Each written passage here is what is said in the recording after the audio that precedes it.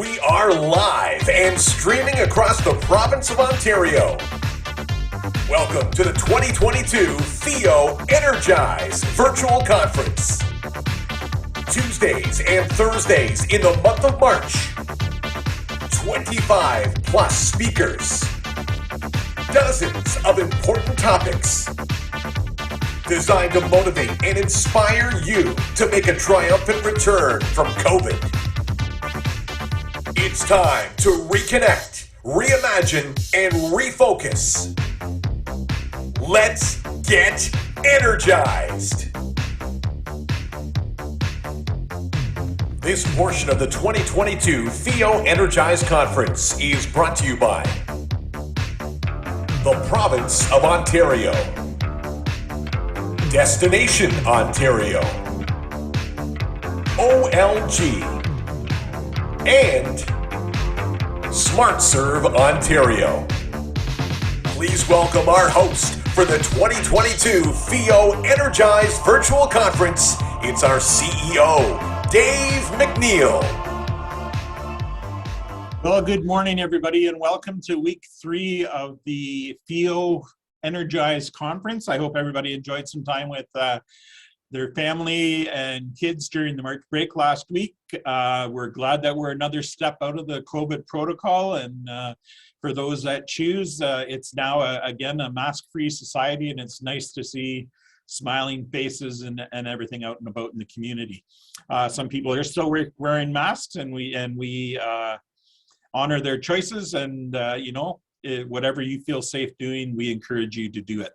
At this time, I'd like to thank Anne and her team at TicketPro for all the help they've given us with the conference.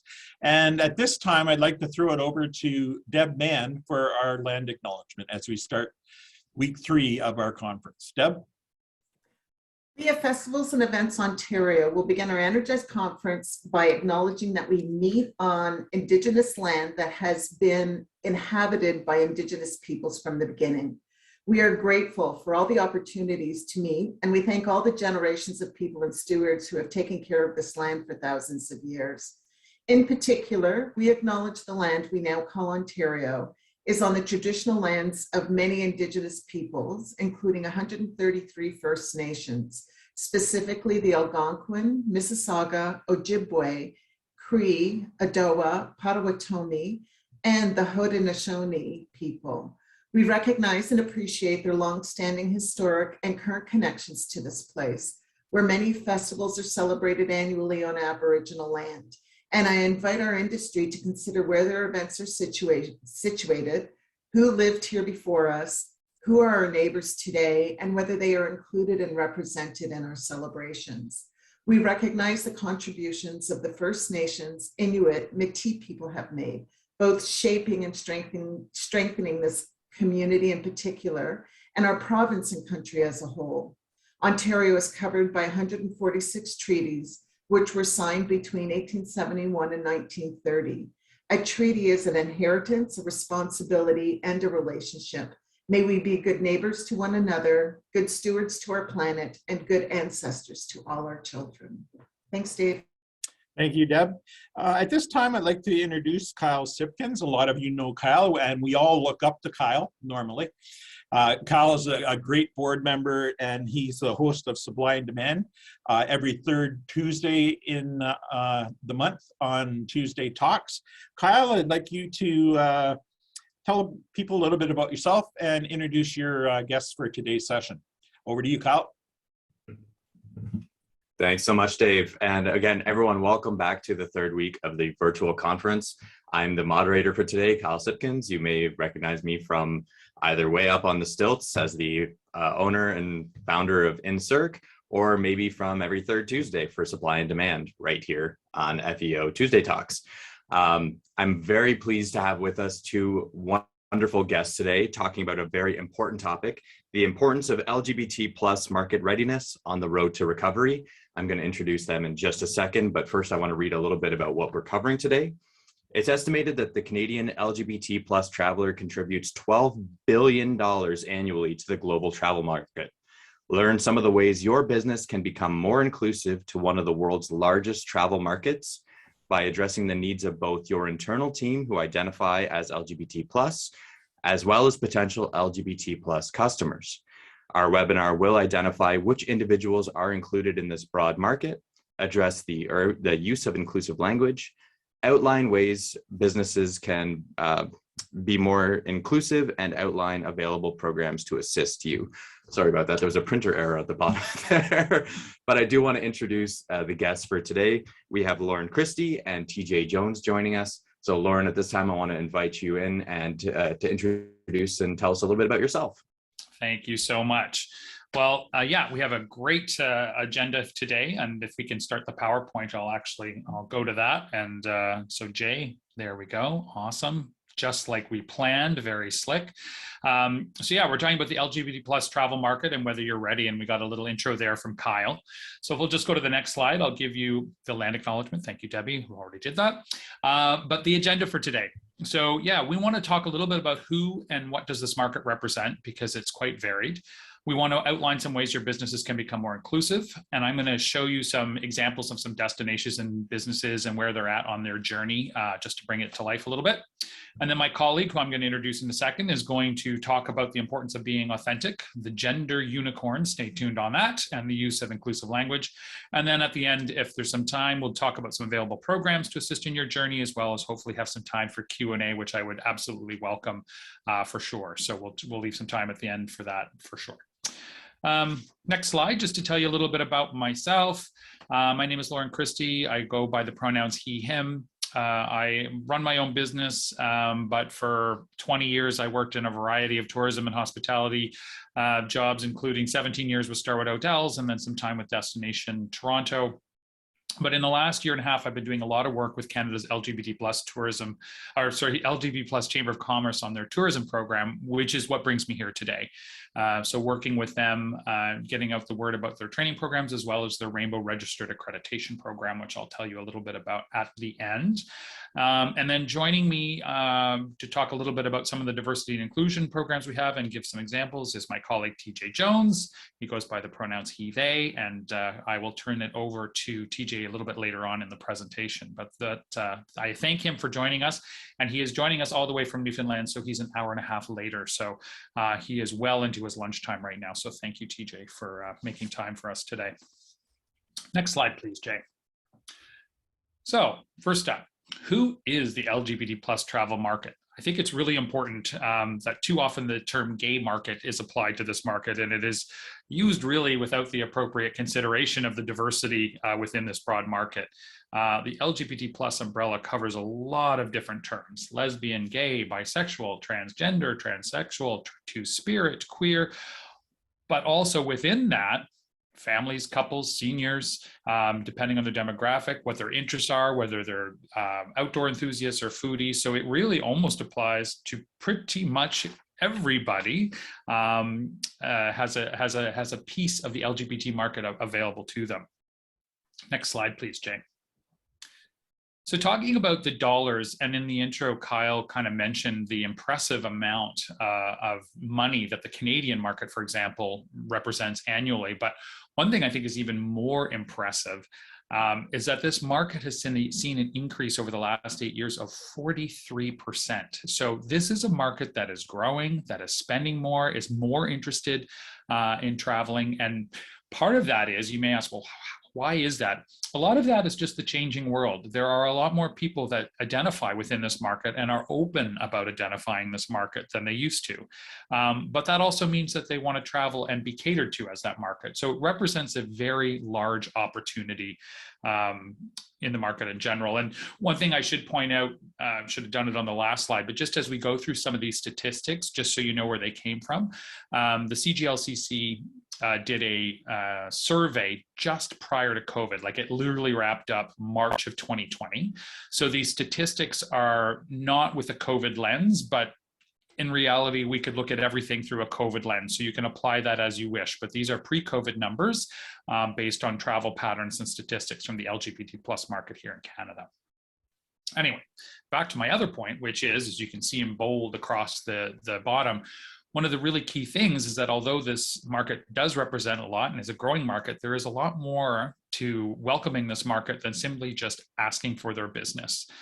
You need to show that you are committed, that you've taken the time and resources to prepare to be market ready for these travelers, and to develop the right products and promote yourselves as preferred LGBT plus businesses, which is more than just putting a rainbow flag on your website or your window or whatever the case may be. Next slide, please. So just a little bit about some of the demographics again. You know, it's estimated that there are 30 million LGBT plus people living in North America. 30% of them have one or more children living in their household, so not a lot with a lot of kids, but there are a portion there that are families as well. A lot of them hold degrees and have a higher household income, which makes them good potential travelers. Next slide, please. So what are some of their travel habits? They do tend to spend a lot. On average, the Canadian LGBT plus travelers spend $1,855 a trip compared to $265 for the general traveling public. They tend to spend more, they tend to travel often and longer. And again, you can see there's some differences there, whether you're a lesbian or gay travel, again, just emphasizing the fact that everybody in the market is not all created equal. And we'll talk a little bit more about the niche that you go after as we go through the presentation. Next slide, please. A couple of key things that actually are pretty standard across the market for this section, which I think is really important. One is the loyalty. If they will support destinations and tourism businesses, support the community, there is a thankfulness, there is a return there. The loyalty is there. Typically, they have the ability to travel. I talked a little bit about, you know, if they maybe don't have kids as much, they have a little bit more disposable income. That helps with their ability to travel. And they're more resilient. There are actually statistics out there from the International Gay and Lesbian Travel Association, which is an international body. Post 9/11, post SARS, this was a market that was back and willing to get back on the road quickly. And I think we'll see the same with COVID. I think it'll be the same thing. And part of that is it's all the things I just mentioned. But the other thing about being resilient, which some people are surprised to think about, you know, LGBT plus travelers, although I certainly don't promote traveling to a place where you might not feel safe or a place that, you know, LGBT rights might not be recognized. There are a lot of people that, hey, they're an outdoor enthusiast and they want to go hiking or biking or traveling somewhere that isn't necessarily safe. So they might be used to things not being perfect when they travel. They might be used to dealing with a little bit of nerves when they travel. So they do tend to be a resilient group. And so I think you're going to see that this market will be the first back on. Next slide, please. So destination motivators. So what makes a group of LGBT plus travelers want to go somewhere? I think if you look at this list, you're going to find that pretty much most of these reasons are the same as for a mainstream traveler. It's not much different, but there are two that I think are interesting to point out. Number one is the number one reason, and that's safety. And that's not, again, remember, this is a pre-COVID survey. This is not health and safety in a COVID lens. This is safety in terms of feeling welcome, feeling included, feeling that they'll be treated equally, safe from harassment, and generally speaking, to be welcomed within the community.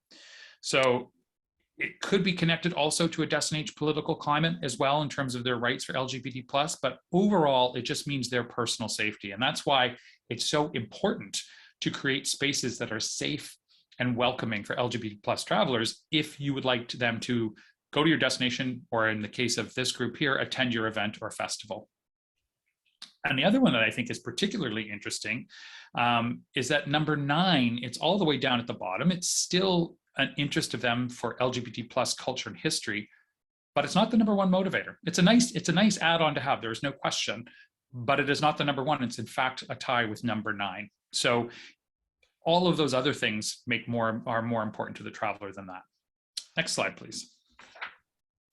So again, talking about tourism activities, in terms of what they're doing, kind of the same. So whether you're talking about a festival or event that's food and dining, or it's outdoor, or it's arts and culture, all of those things are equally as important to the LGBT plus traveler as the mainstream traveler. And it's not, again, till you get down to number 9, that it's attend LGBT plus events, parties, or sporting events. So if you're thinking, well, my event or festival, it's not LGBT plus themed, it doesn't matter.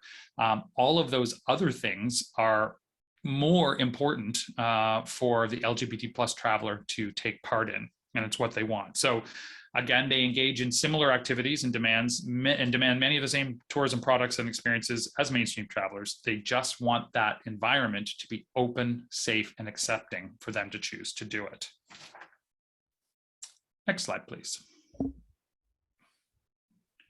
So we always talk about, we distilled this down to 6 essential elements for destinations and tourism businesses to become LGBT plus travel market ready. And there is a lot of meat in this, so I will give a little bit more of a general overview, just in terms of what this is. But one of the things I would say, whether you're a festival, event, destination, whatever the case may be, if you are going to try and be LGBT plus travel market ready, you need a champion.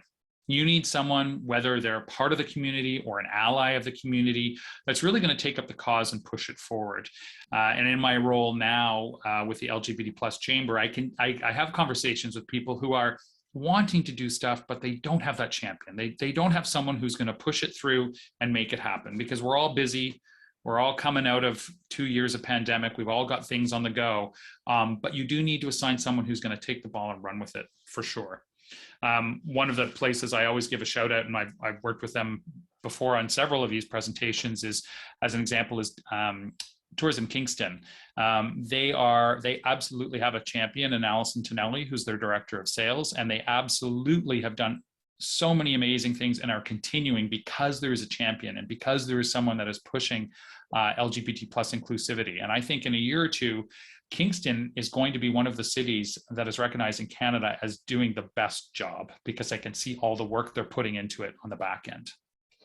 So let's get to those elements. Number 1, please, of the 6. So have an engaged and visible local community. So again, this goes back to, yes, I said you need a champion, and you do, but you also need to have the community, the local LGBT community, on board with what you're doing. So if you want to engage travelers, engage the local community first, get them on board, find out what's important to them, find out how they want to market their area or your event or your festival. And it can be people not just in the tourism business either. It's important to look at allied businesses and organizations that want to take active roles and get them involved. And any good, gay-themed ski week or pride event that I've seen always includes their local community to get them on board. The ones that don't are the ones that typically fail. And I also think, it's good to know your history, and there doesn't have to be a lot, but again, some of the things we see to engage the community and promote that the community is visible is, are you celebrating LGBT plus culture and history and sort of your storytelling and around what you're doing? Montreal is absolutely a leader in this realm. They've always done a good job.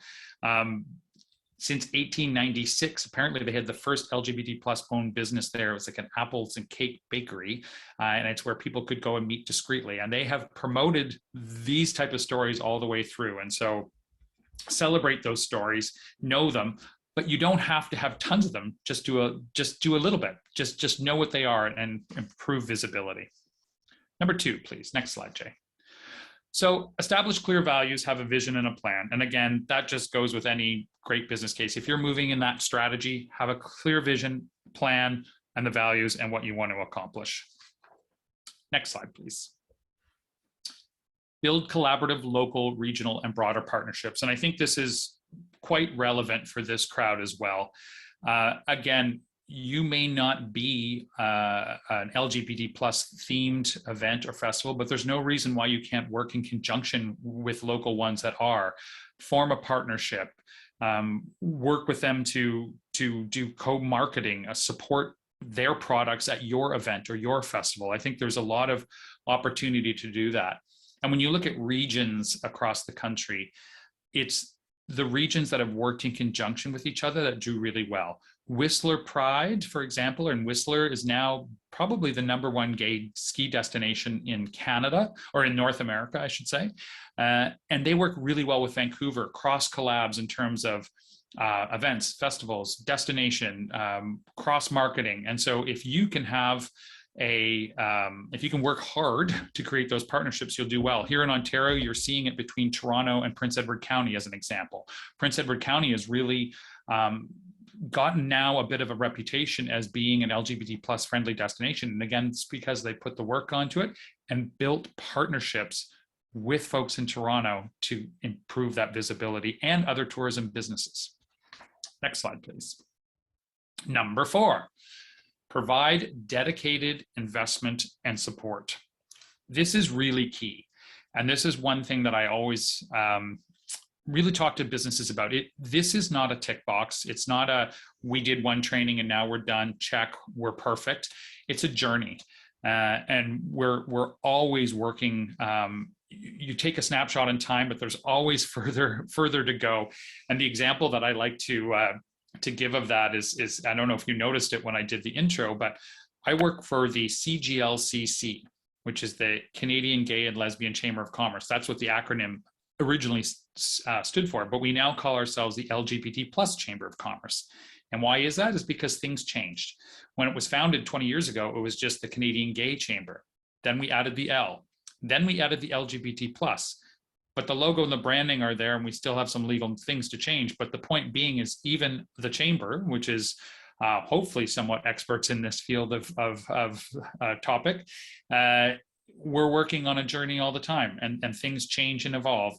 And even Kyle there with his rainbow flag behind him said before we got on the call that he needs to update his flag to incorporate the trans community and the more inclusive flag. So always a journey. So provide dedicated investment support. Don't just do it once. Make sure that there's a plan for ongoing training for your employees and management. And, you know, the other thing I always say is, you know, investment and support. People get, you know, especially now understanding that times are tight and coming out of COVID, it's not exactly been plush, but you can work with LGBT plus tourism initiatives and support them without having to shell out a lot of money. Give them a voice, give them a space. You know, it doesn't have to be big amounts of support. It just has to show and be visible that you're out supporting them. Next slide, please. So this one is about offering unique products and experiences. And this is also one that I think is kind of interesting. Again, the research has shown that, as I mentioned earlier, LGBT plus travelers, consumers, we enjoy mostly all the same things that mainstream travelers do. But it's still nice to offer something unique and different, sort of tied into what you're doing. You don't have to start from scratch. But one of the things I really love as an example, and there are several places that do this, but there's a winery out in BC called 40 Knots.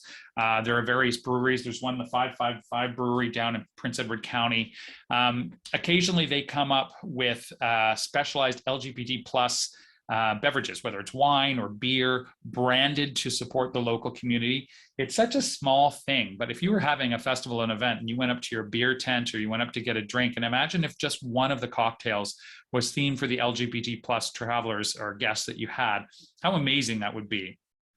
And, you know, it's sometimes those things you don't sort of think, well, are they important? Well, they are, because when you are part of that community and you see that you're recognized and you feel included and safe, as I said, is one of the most important things, it really does stand out. So little things can go a long way. It doesn't have to be that you revamp everything that you're doing.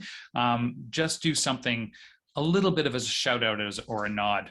One of the other ones I give as an example when I talk to audiences about this is the Agawa train tour in Sault Ste. Marie, which a few years ago, and I know it's gone through some different ownership, but a few years ago, one of the ownership rules, they have an amazing train tour. Everybody loves it in the fall, particularly with the leaf color changes.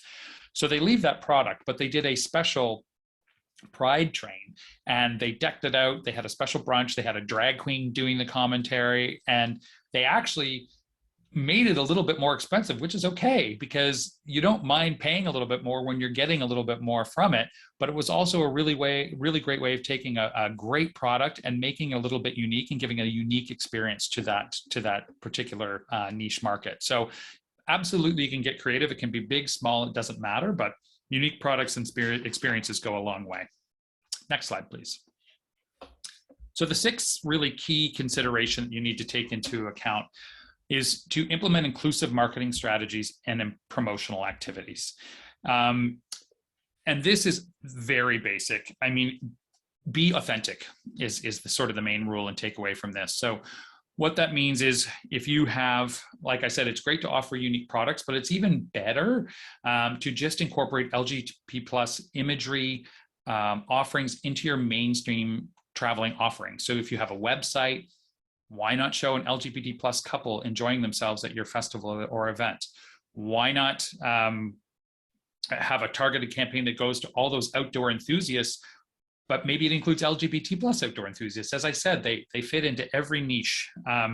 So just make sure that you're doing that. Encourage affiliations with local, national, or international LGBT plus organizations that can offer additional marketing tools. So co-promotions, as I've talked about before. And yeah, I think just be authentic is the main message here. Next slide, please. So when you're marketing, so if you've done all that, then these are a couple of key considerations. And again, I've squished this down. This talk that I'm giving sometimes can be a 2.5 hour training that the CGLCC offers, which I'll talk about more later. But so just to sort of highlight some of the stuff and the key considerations is, do your research and understand the different LGBT plus travel market segments, as I just said. You're not going to go after all of them. Be niche. Figure out, are you after solo lesbian travelers or gay families with kids, or don't try to go be all things to all people. There are certain markets that are going to fit with whatever your offering is, and try and target it that way. But be authentic, as I just said, and include it into your regular mainstream marketing. Consider product and distribution channels. Depending on how you're promoting your product, sometimes there's different distribution channels. There was an interesting stat, and where did I have it here? I want to get the right stat. 36% of Canadian LGBT plus travelers always book directly with the website. So keep some of those things in mind if you're looking at how you're going to promote and not. Identify your destination tourism products and strengths, as I already alluded to. Just be who you are, but focus to the right niche within the LGBT blanket. Unique packages and year-round, talked about that. Engaging with the LGBT leaders, and be authentic. Next slide, please. On that topic of be authentic, one of the key things that we talk about at the Chamber, it's great and everybody wants ROI, but you do need to put in the time to create those safe spaces, to be inclusive, and you have to learn how to do that, because a lot of us don't know what we don't know. So we really recommend taking the appropriate training from management down to frontline staff. All staff should participate in diversity and inclusion training to understand some of the nuances of this group of people, the LGBT plus market. And we, of course, offer trainings, but you don't have to do it through us. It's not a sales job for the CGLCC. It's just do it. Make sure that you make the time to do it, because again, you will be called out or caught out pretty quickly if you don't actually understand why some of these things are important. So I would like to call on my colleague now, because you've heard me enough talking, TJ, to come in and talk a little bit about some of the things that we do in D&I space and how you can help cultivate that authenticity. So TJ, over to you. Good morning, everybody. So just a little bit of an intro about me. As Loren mentioned, I am joining you from St. John's, Newfoundland and Labrador. And I would like to do a bit of a land acknowledgement for the land from which I'm working today. I acknowledge Ukta-Umkuk, or colonially known as the island of Newfoundland, as the unceded traditional land of the Beothuk and the Mi'kmaq. I also acknowledge Labrador as the traditional and ancestral homelands of the Innu of Nitassinan, the Inuit of Nunatsiavut, and the Inuit of Nunatuavut. I respect the culture, traditions, and ceremonies of all who have, do, and will call this place their home, and I endeavor to serve my role in reconciliation as a settler of European descent wholeheartedly, including a commitment to learning, listening, and pushing back against the harm that colonialism has done and continues to do to Indigenous folks. So a little bit about what I'm here to talk about. If you could maybe throw to the next slide, Jay, please. I'm giving you sort of a snapshot of what some of that D&I, EDI training that Loren alluded to can look like. One of I'm a contract facilitator with the CGLCC, so I can help facilitate these sessions if that was something you were interested in pursuing with the Chamber. Thank you for the acknowledgement on the land acknowledgement. So just a snapshot, as I said. So one of the things that we try to, sort of try to lead with is explaining some of the terminology that comes up in this conversation. And Loren did talk a little bit about that evolution of the acronym as we see it and as we talk about it. So it kind of started out as the gay community for a really long time, and it was used as an umbrella term to just encapsulate all different sexual orientation diversity. But, as was talked about, things evolve and we want to become more inclusive and reflect the various, different subgroups and different approaches to orientation and gender diversity within that. So the LGB was added in the 80s, the T was then added in the 90s, and it does continue to expand. And there's lots of different ways to talk about it. It can be different geographically speaking, depending on where in the country or in the world you are. And also how you center sort of the language in terms of the advocacy or the community engagement that you're involved in, wherever it is you're located. One of the ones that is used in a lot of queer and trans advocacy space across Canada is this broader acronym that you see in front of you. And usually in like a full-fledged training, I'll take folks through and sort of give a definition. There's two that I'd like to highlight today, just as, in the spirit of the sort of the snapshot. The 2S is centered a lot of the time in advocacy spaces to, again, recognize the history in Indigenous communities and how they've had language and ways of expressing and sharing and celebrating gender diversity as well as sexual diversity. It is also sometimes a spiritual role within their communities, and it is specifically only available and only applicable within Indigenous communities. Some Indigenous folks within these umbrellas or within this broader umbrella also refer to themselves as indigiqueer, which I think is pretty cool. The other term that I'd like to reflect on is the T. So that stands for trans or transgender. And a transgender person is someone who does not align, their gender identity does not align with the sex that they were assigned at birth. So for personal, a bit of a personal share, I myself am trans as well. So I was assigned female at birth, and I navigated my own medical transition, and here we are, glorious beard. Power of testosterone sometimes. The acronym is very, again, it's always evolving, and it is attempting to be as inclusive as it can. But again, like there are as many sexual orientations and gender identities as there are people. So, we can only be as inclusive as we can, but this is sort of the broader approach to it. Next slide, please, Jay. So this is, again, just sort of a breakdown of the concepts of sexuality versus orientation versus attraction, because all of these pieces are different parts of who we are and how we navigate our relationships, be they physical, sexual, or emotional. So sexuality talks about how we feel about and identify our capacity to feel sexual feelings. The orientation aspect reflects on who it is that we feel those sexual and romantic attractions towards, and that can reflect their gender expression.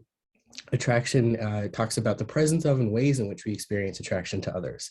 So this is important because within this conversation, we really expanded the idea of how people's attraction actually manifests. We can have, as I mentioned, we can have people who are, more drawn to, say, just the emotional side or the intimate side of relationships. And then there are other folks on different elements that are focused or more drawn to or aligned with just sexual relationships without that presence of the romantic side. So, usually going through these presentations as well, we kind of do a bit of a terminology exploration. Pansexuality is definitely a term that's come up a lot more recently, at least in the last 10 years, maybe 10, 15 years. And pansexuality just refers to a sexuality that isn't limited by gender expression or sort of sex assigned at birth or physical bodies and how we move through the world physically. So, I guess to colloquially refer to it, it's people, not parts. In terms of how people are, their sexuality or their orientation is governed. Aromantic is another term that comes up as well. And I just like to highlight that one because the prefix A, when you're using it in reference to this conversation or talking about gender diverse or sexually oriented or diverse sexual orientation, it just kind of denotes without. So it's like as the prefix, it talks about being without. So an aromantic person is someone who may feel an absence of interest in romantic relationships, but it doesn't mean that they have an absence of a sexual orientation or sexual interest. Similarly with agender, kind of denotes the same thing. An agender person is someone who doesn't feel that they have a gender. They may identify as genderless. So yeah, terminology is great. And it's also good to reflect too on some stats sometimes. I think one of the key things I'd like to point out about the stat on the sort of towards the bottom of your screen is that of the folks that have declared themselves part of the 2S LGBTQ plus community, about a third of them are between the ages of 15 and 24. So that just really highlights that folks are a lot more comfortable having this conversation. And I really think it's going to just continue to sort of creep up and grow as we get more comfortable. Next slide, please. So this is the gender unicorn that we promised. I've done trainings like this for almost 10 years here in Newfoundland and Labrador with a focus on gender diversity as a member of the gender diverse community myself. And I always make the joke, I'm just gonna get this tattooed on my body somewhere so I can always just point to it during the conversation. But this is just a fun little graphic to really highlight how these different elements of our identity and who we know ourselves to be can translate into how we move through the world. So just as just a bit of a definition, gender identity is sort of an intrinsic, really subjective sense of who we are. The way I describe it is when you close your eyes and all of the sort of societally enforced and imposed stereotypes, expectations, roles that we're supposed to adhere to based on the sex that we're assigned at birth, when they all fall away, it's who we know ourselves to be. Gender expression is sometimes used as a vehicle to share that gender identity with the world, but sometimes it also may not align or match in ways that we expect, based on how we've been conditioned to look at gender and gender roles and expectations. But sometimes gender expression can also be perceived passively. So even if, for myself, I'll just use myself as an example, I identify as transmasculine genderqueer, but I was assigned female at birth. But if you were to see me, a lot of people think that I'm cisgender. I am, I was born or I was assigned male at birth. But if I were to have a more feminine gender expression or to express things with a more coded feminine sort of way in terms of my clothing, the way that I dress, the way that I might style my hair, those sorts of pieces, people tend to make assumptions about me or would possibly make assumptions about me and my orientation. So kind of teasing these parts or these elements apart really kind of help break down that possibility of perpetuating stereotypes, and it helps us avoid making those assumptions. The key takeaway on this slide, though, is that gender expression is actually the only part of this conversation that you can see. It's the only part of a person that you can visually sort of address or assess when you interact with folks. So we really can't know anything about a person's gender identity or their sexual or emotional orientation as well. Just some of the terms on the bottom there. So we have trans feminine and trans masculine. I include those to sort of help folks see the directionality of transition, if that's relevant for people. Trans femininity just sort of talks about transitioning towards femininity, whereas trans masculine talks about transitioning towards masculinity. Non-binary is definitely picked up in popularity over the last few years as well. And non-binary as a descriptor, as an adjective to describe a gender identity, just reflects the idea that people exist outside of that binaristic, male, man, female, woman sort of situation or binaristic system that we have. Non-binary can also include folks that identify as genderqueer, gender fluid, and cisgender is sort of the counterpart to the term transgender. So cisgender reflects the idea of someone who does align, their gender identity does align with the sex that they were assigned at birth.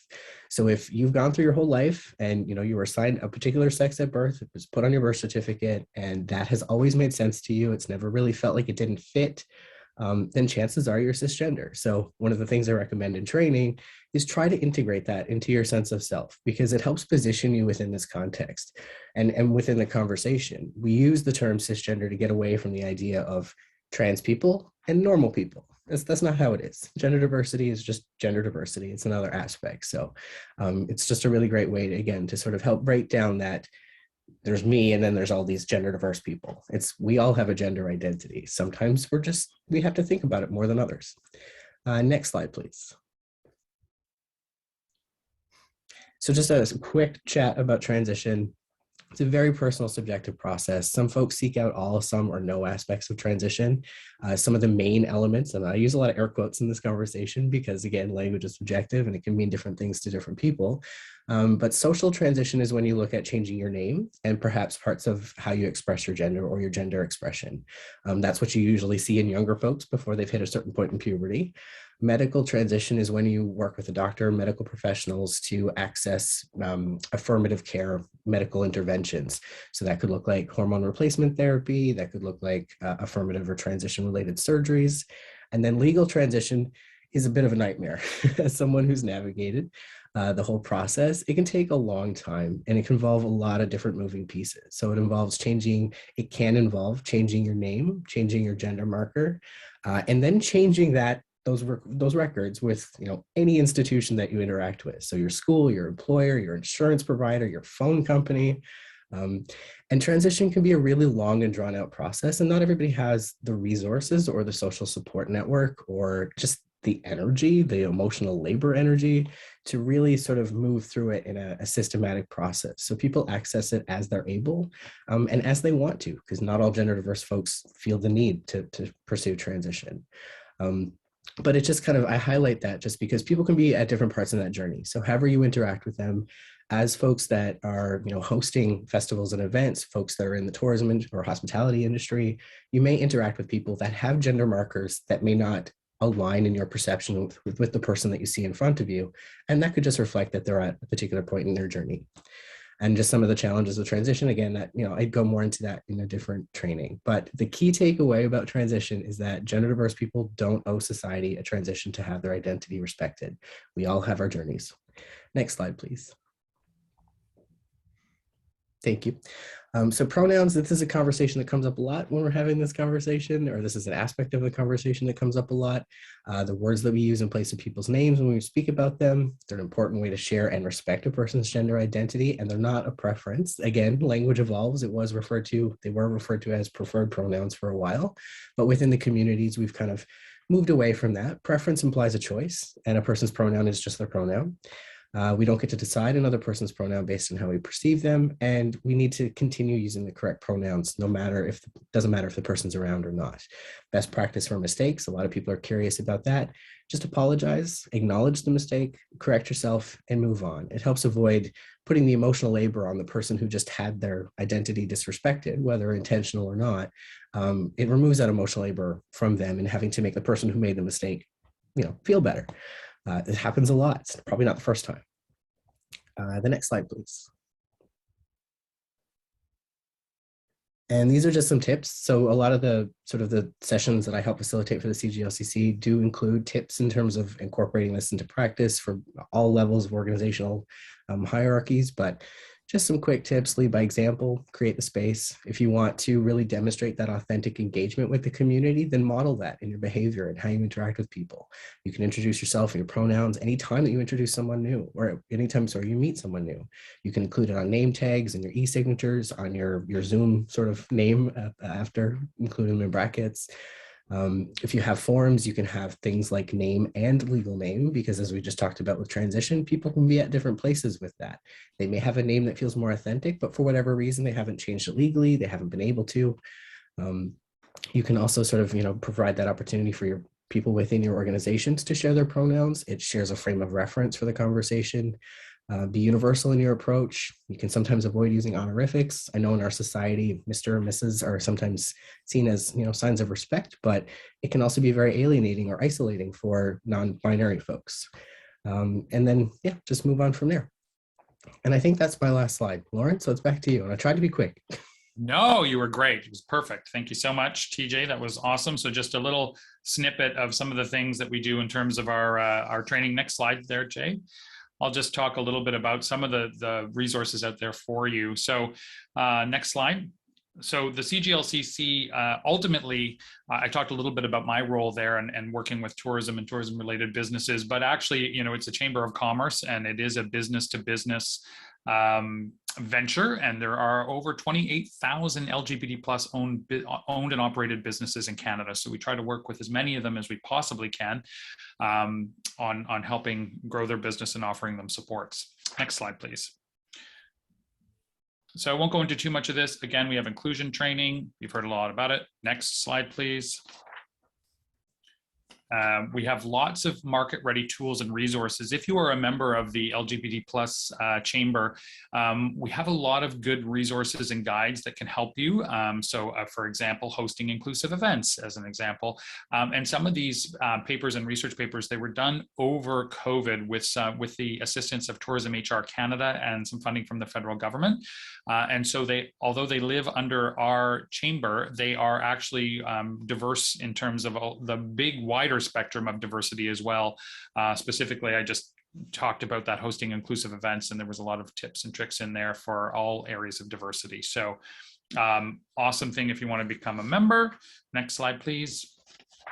And then finally, what I do want to talk a little bit more about before I turn it over to questions and answers is just our Rainbow Registered accreditation. So this is an accreditation that was, again, developed through Tourism HR and some outside consultants, as well as funding from the federal government last year. And we launched it about 8 months ago, June of last year.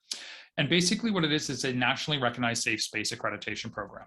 As you heard, one of the key destination motivator, one of the key things for an LGBT plus traveler, guest, consumer, employee even, is to feel safe in the space that they're in.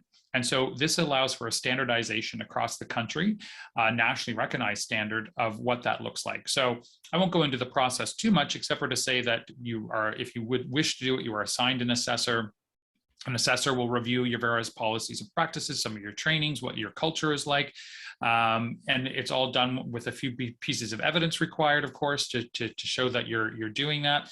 And then you get awarded the Rainbow Registered accreditation. And then that rainbow, the black and white rainbow that you see, to make us a little different than the actual colored rainbow, you can display to show that you are a safe space for people to go. So in terms of, festivals and events that are happening, the implications I think are pretty obvious in terms of whether you're trying to attract LGBT plus customers and attendees. And the other great thing, two other great things I'm going to mention. One is we're about to launch a consumer-facing website very shortly. I think it's going to be launched in about 2 weeks. And it's an interactive map. It was funded by Destination Ontario last year.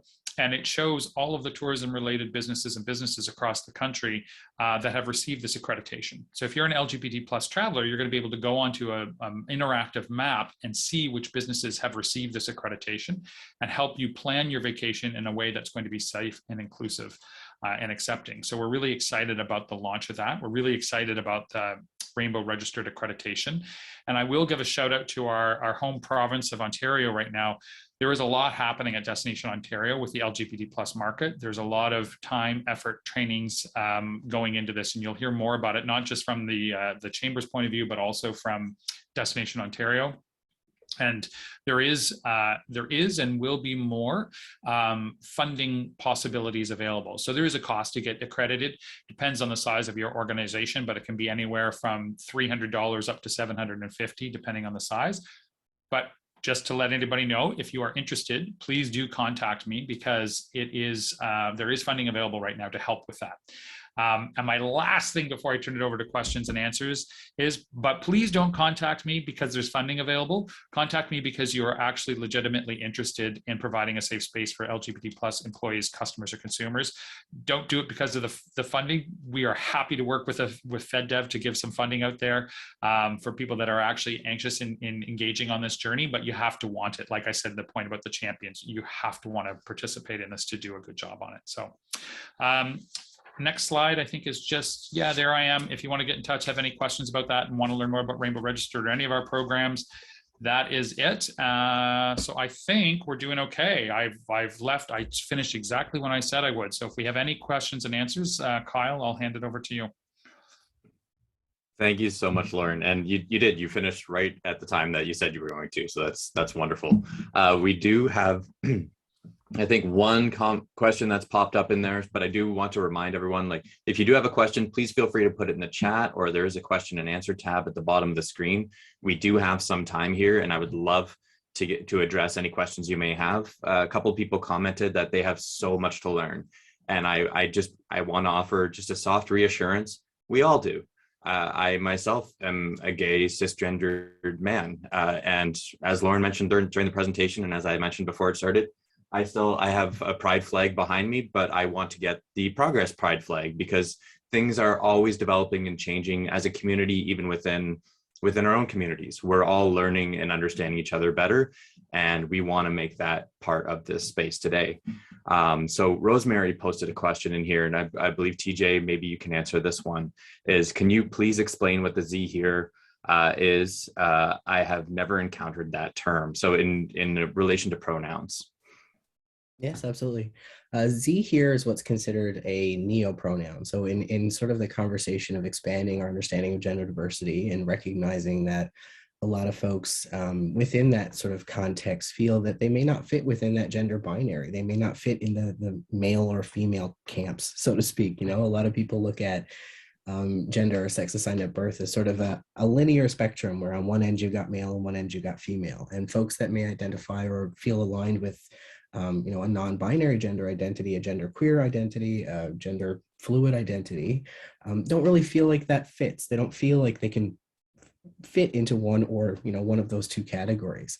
So in recognition of that, and as our conversation and our ability to articulate these elements of ourselves sort of expand, people have developed their own pronouns. They've challenged that system. They've challenged that need for just she and you know, she and he, and created words that feel a little bit more authentic to them. So it really does help position a person's identity as outside of that binary. Hopefully that answered the question. And there's lots of them out there. There are so many different pronouns. It's a very personal thing. And when people share them, all we have to do is just respect it. There's going to be a learning curve and an adjustment. A lot of people were pretty resistant to they as a pronoun, but Merriam-Webster said it's legit. So, you know, I think we gotta get on that. Oh, thank you for sharing my website. But yeah, so it's just a way really to reflect and respect that diversity piece within gender identity. It can feel clunky, but practice is good. Well, practice is good, and that's the thing. Is it even for anyone when you're learning something new for the first time?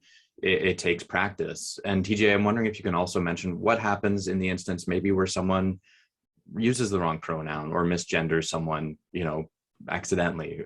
What might they do in that situation? Yeah, sure. Mistakes are pretty big. Like it's something that a lot of folks, because people are well-intentioned, they don't want to intentionally harm people. They don't want to intentionally be discriminatory or prejudiced. But like, again, there is a learning curve, but with that learning curve, there's sort of an acceptable time frame, you know, because you get to a certain point where it's almost as like, it can kind of land for folks that the effort isn't there, right? So like we can practice and we can remind ourselves and do all those sorts of things, but unless the effort is there, then it can kind of feel disingenuous or inauthentic. But when people do make mistakes, it's something that, as I mentioned earlier, it's, you know, a lot of the time people get so caught up in feeling terrible or not wanting to offend someone that they make this big grandiose apology. But what that does is it takes the responsibility off the person who made the mistake, whether it was intentional or not, or on purpose or not, and puts it on the other person to say, okay, you know what, I know you're not a terrible human. I know you didn't mean it. I know you respect me. So really all we can do is just acknowledge the mistake, correct ourselves, use the correct name, use the correct pronoun, and then just carry on the conversation and then do better. It's not just, you know, it's not good enough to just apologize and then, you know, we really need to put in that effort to do better next time. And another option too, another possibility is if you have the consent of the person that is being spoken about, if you notice other people misgendering or dead naming someone and you have permission to do so, you have the consent to do so, you can also correct other people. So that's kind of that demonstrating allyship piece. It gives us, you know, take some of the emotional labor for marginalized folks and help support people and demonstrate that allyship in calling in your colleagues and calling in your coworkers or your family members if you hear them using incorrect names or pronouns. It's really, really helpful. That's great. And thank you everyone for these questions. And there is, Loren, I'm going to jump to you with a question in just a second, but Christine Kane also asked another pronoun question. Could you please explain using the plural they when referring to oneself? So TJ, I'm wondering if you can, since you have lived experience with that, I'm wondering if you can and speak to that. For sure.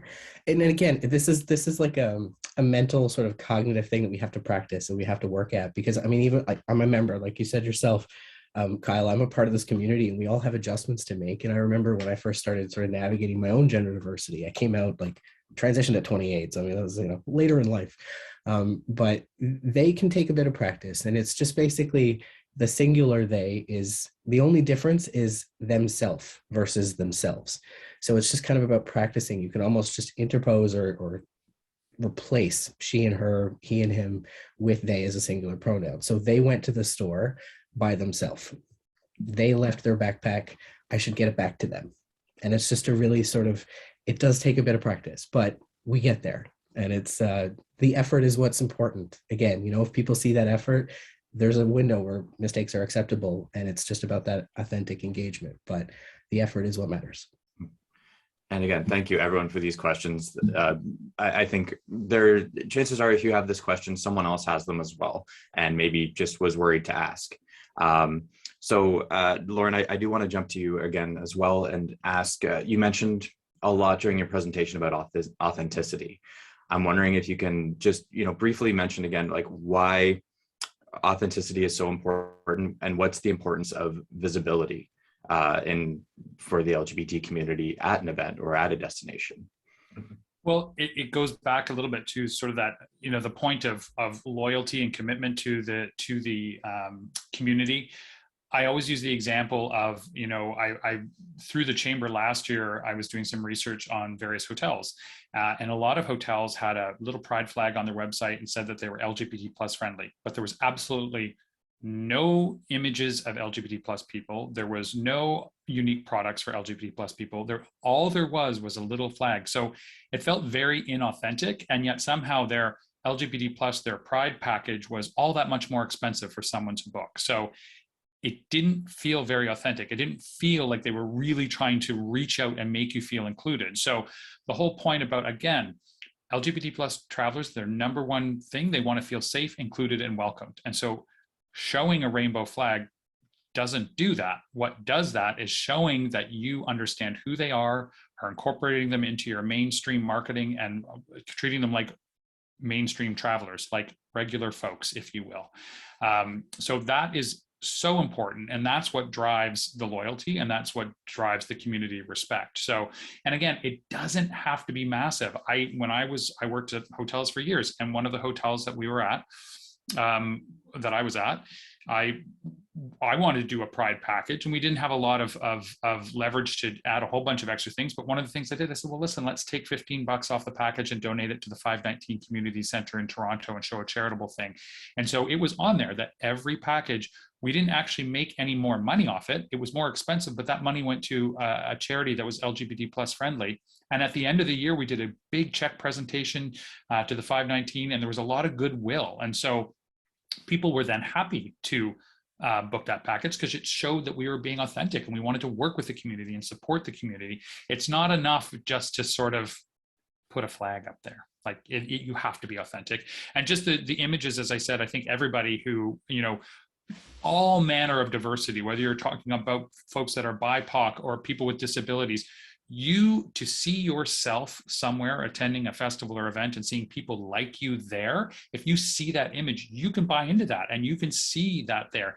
I still remember, I love the old Air Canada commercial. They changed them since, but the Air Canada in-flight video always showed two gay guys coming back, putting their lobster above in the overhead for the oversized thing and the diversity piece. As a gay Nova Scotian, I loved Air Canada. I could totally see myself on that airline. So it does resonate for people when they see themselves. It's important. Yeah, and we are getting to the end of our time here, but there is one more question that I do want to ask you, Loren. Can you explain briefly what it's been called pride washing or rainbow washing, and you kind of talked to it a little bit. I'm wondering if you can maybe speak to that and maybe kind of what it is and what the pitfall is.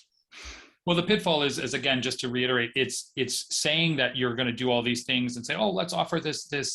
I mean, the classic example is let's offer this pride package and say that we're all friendly and whatever. But then someone goes up to the front desk at the hotel and there's been no training on the type of language that TJ talked about. And someone misuses a pronoun, doesn't do it, makes assumptions. I mean, the classic one from days gone by is like, will you be liking two beds because it's two men or two women? Like you can do all that work, but if the people behind the scenes and the staff are not trained to properly address, it's ruined.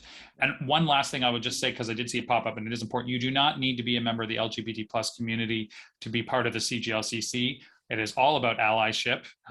Absolutely. Anyone can become a member and anyone can become Rainbow registered. You just have to show that you are a safe and inclusive space. Wonderful. Lauren and DJ, thank you so much for joining us today. I know I learned things. I'm sure everyone here did. And thank you so much for joining us today and sharing this information as part of the FEO virtual conference. And at this time, I'm going to quickly throw it back to Dave because we do have some more exciting things coming up before we wrap up today's session. Thanks very much, Kyle, Lauren, and TJ. Great session. A lot for everybody to learn. And I think, as Lauren said, it's small steps, but if we all keep moving forward in the right direction, we're going to get there sooner or later. It's now our honor to present our third of 4 Hall of Fame awards. We really want to acknowledge your accomplishments in person, in front of their peers, and we will when we're together again soon. Until then, our third installment of the Hall of Fame. This year, FEO is pleased to induct 4 outstanding individuals. These individuals will join 43 of their industry colleagues who have made a significant contribution to their communities. It's our pleasure to introduce to you our third inductee into the FEO Hall of Fame.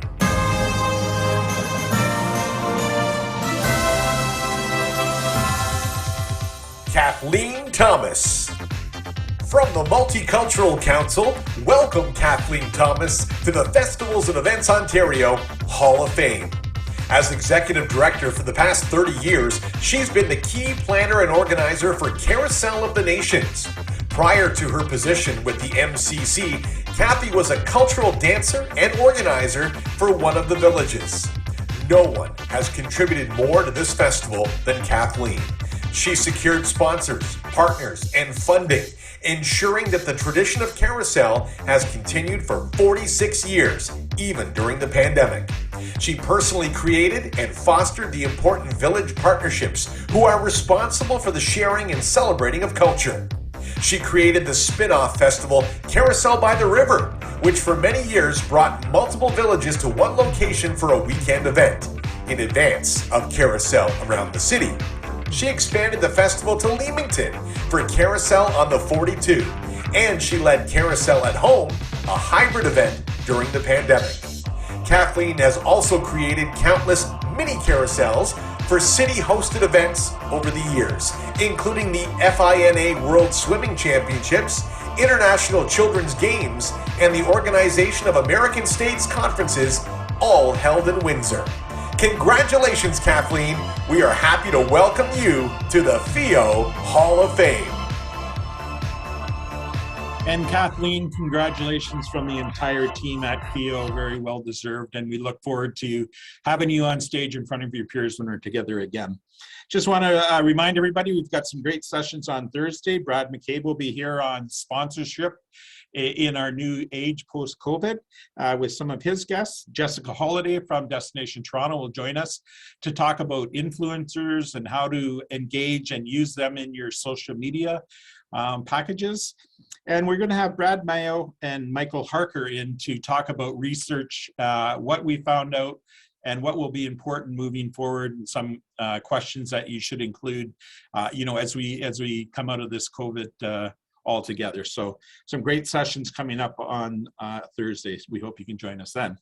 I also want to promote a new segment we've got coming up on Tuesday Talks, and we're naming it Festivals Helping Festivals, and it's an extension to Tuesday Talks with FEO. We're on the first Tuesday of every month, starting on April 5th at 11 o'clock, we'll host an open mic Zoom discussing specific festival topics, concerns, and resolutions, sharing ideas, and celebrating successes.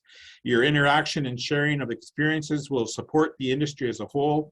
Your questions will be answered by your peers and guided by industry experts. It's going to be co-hosted by Marnie Lapierre of Northern Events and Tourism Consulting and Deb Mann and the FEO team here at FEO. So we hope you'll all mark those down in your calendars. We look forward to being interactive and moving forward as we start our festival season for 2022. At this time, Festivals and Events Ontario would like to thank the following sponsors for making Energize happen: the Ministry of Heritage, Sport, Tourism, and Cultural Industries, the Province of Ontario, Destination Ontario, OLG, SmartServe, and Ticket Pro. Until Thursday, everybody, have a great week.